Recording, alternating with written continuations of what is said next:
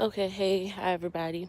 Well, today I kind of wanted to talk to you guys about something that is important to me and it needs to be discussed because it happens to people every day and no one speaks out about it. No one says anything about it, and everyone is kind of like it's so confidential that if you talk about it, it's like breaking the most ultimate sin or something.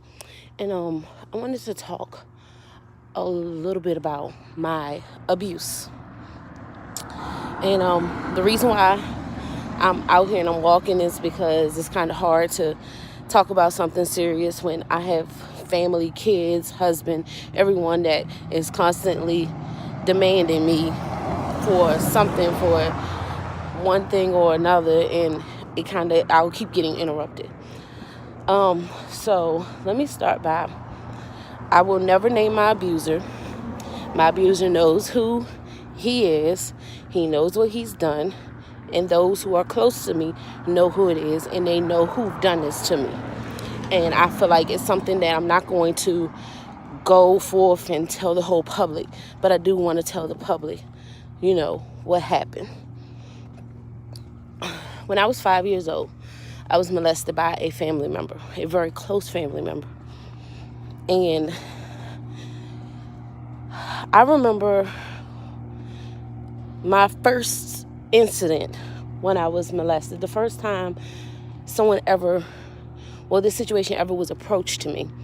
I was in kindergarten, and me and a childhood friend had just had an altercation a few days earlier, and it resulted in me going to the hospital, and I had a patch over my eye from a drill-like looking thing getting pushed back in my eye.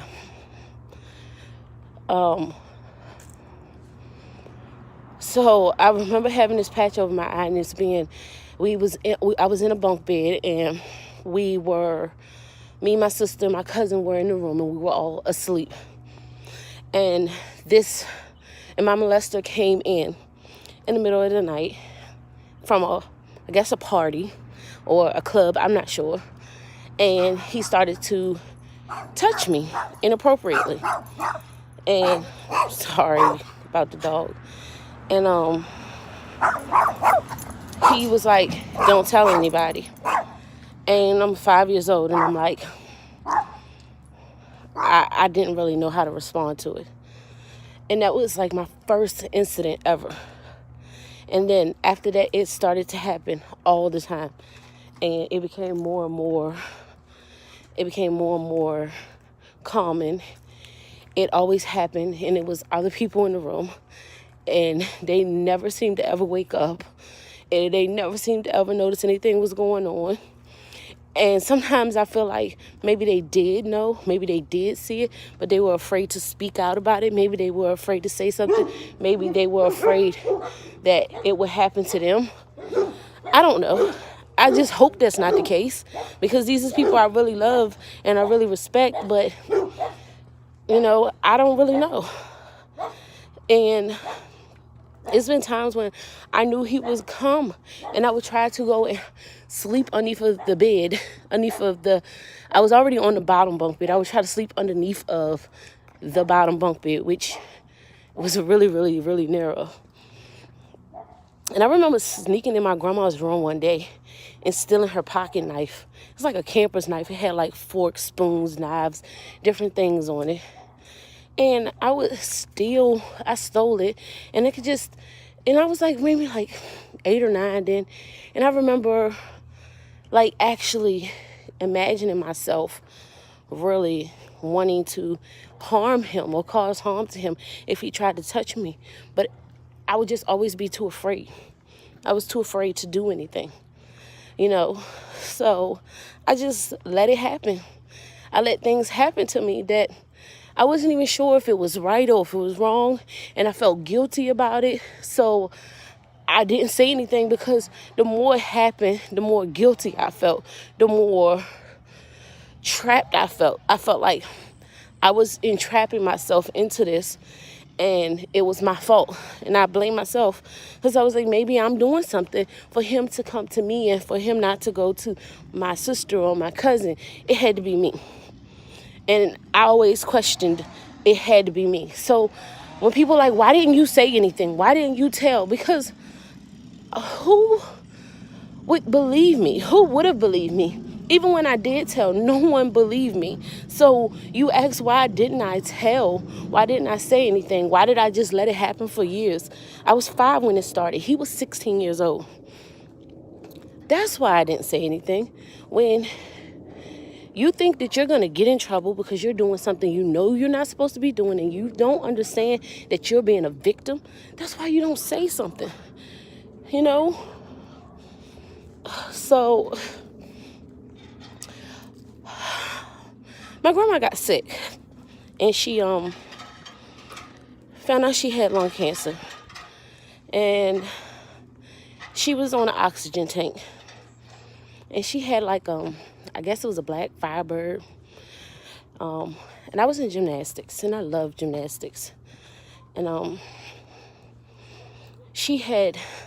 I stayed after school for gymnastics, and she had sent someone home to sent him, how you doing? Sent him to the school to pick me up from gymnastics practice. And I remember him pulling over on the side of the road and him doing things and started to touch me while I was just trying to get home from gymnastics practice. And he was like, yeah, your grandma told me to come pick you up. And sorry. So that really destroyed something that was special to me, because gymnastics is like the one thing that I really wanted to do. I was in fourth grade. I was in fourth grade when this happened. And I was very passionate about gymnastics. I remember getting in gymnastics when I was in second grade, living with my mom, and it was something I've been doing, and I was really, really passionate about it. And I just didn't want to go anymore. And everyone was like, why don't you want to go? Why aren't you going? What's going on? And I was just like, oh, I don't want to go because my grandma's sick and she can't keep driving back and forth. And she had cancer, and I just felt like if I continued to go, he was going to be the one picking me up. He was going to be the one that I have to interact with. And I didn't want that. So that's why I decided not to do gymnastics anymore. So then my grandma passed away. And a few days before Christmas the following year. And it was a hard thing to have to deal with. You know, not even just the fact that I lost my grandma, but I never got a chance to tell her what was going on and what was happening to me. I was afraid to speak out about it because people always made me feel like I was responsible for my grandma's death. But because she had to take care of me and my sister, and she worried so much about us, and it was like, if she didn't have us as her burden, then she probably would have lived longer. Who knows? But I think that the hardest thing that I had to go through was that I really didn't have that one person that would have believed me to really be there and actually listen to me and actually believe me. And I think that was a really harsh reality. And so the abuse continued, and it started to get a little more intense. It turned more from, touching to rubbing to oral sex to gifts to hush gifts, don't say anything. I'm going to get you this. I'm going to buy you that. I'm going to do this for you. It turned into something else. And I remember being in 7th grade, and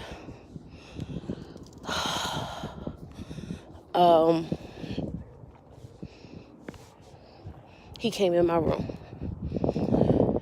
and I was asleep, and he told me to get from out of the bed and get in the floor.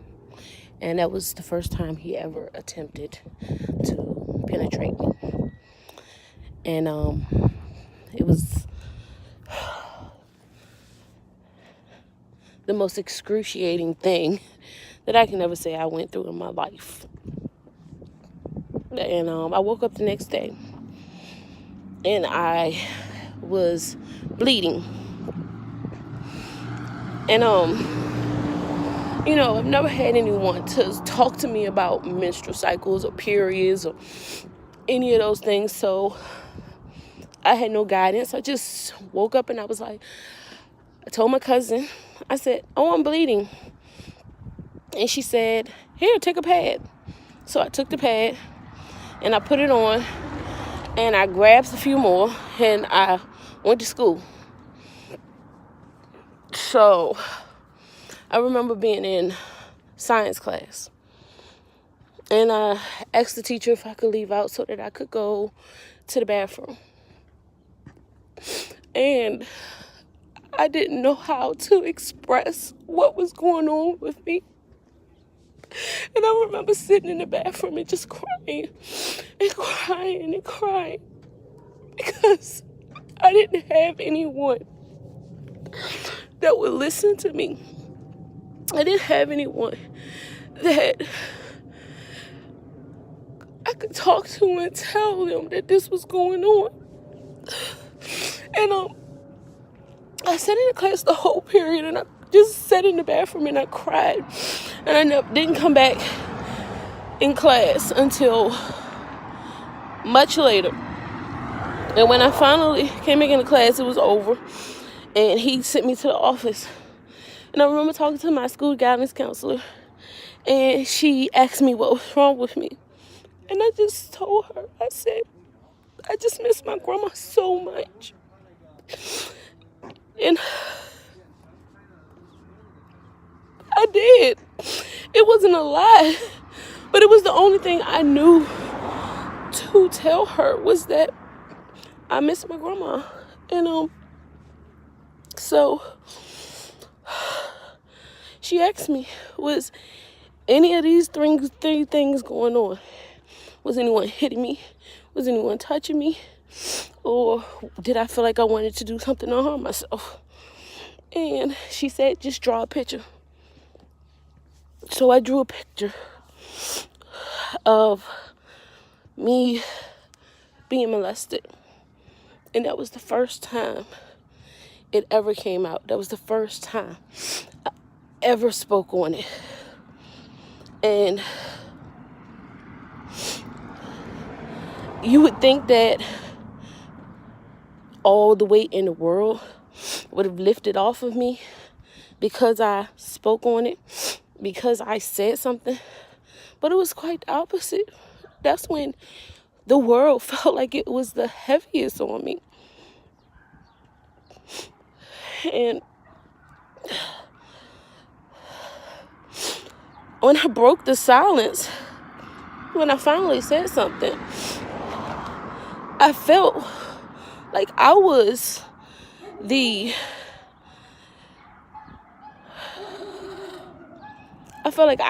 bad guy. I felt like I was the person that wronged someone, or I destroyed someone's life by saying something. So I'm going to leave this at this, and it'll be a part 2. Part 2 will be, what happened after I spoke up about it and how it's affected me even to the day. And if anyone has any questions, feel free to ask. I don't know if I'll have the right answers. I don't know if I'll be able to do the right type of encouragement, but I will try my best.